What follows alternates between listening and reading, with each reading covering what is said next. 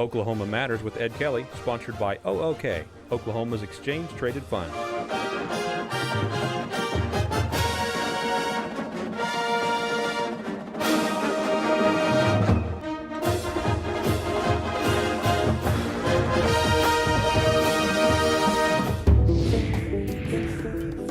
I'm Ed Kelley, editor of The Oklahoman. There's a welcome contrast to 23rd and Lincoln.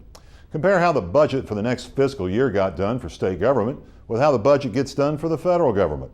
In Oklahoma, the Democratic governor and his sidekick met with the top two Republicans in the legislature off and on over the course of several weeks. There was virtually no posturing, no dueling press releases, no attack dogs unleashed by well-heeled constituencies.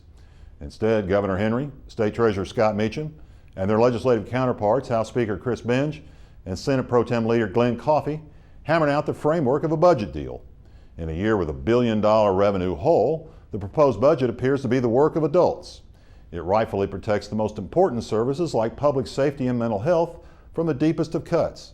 Education takes a hit, but it could have been worse. That's not to say there won't be a lot of pain in state government next year and probably the year after that too.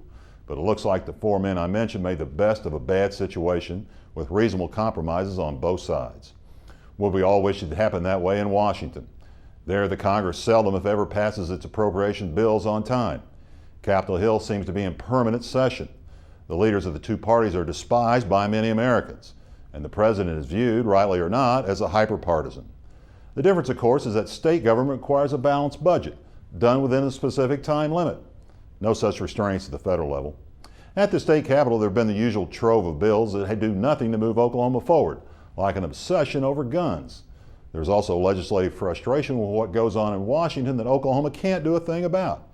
Trying to force the governor to stop Obamacare is a losing proposition that burns a lot of valuable time.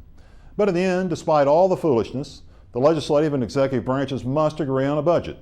That they did again in 2010, thanks to a small group of men whose career in elected politics are coming to a close, at least for now. That's political leadership, the kind this country could use more of right now.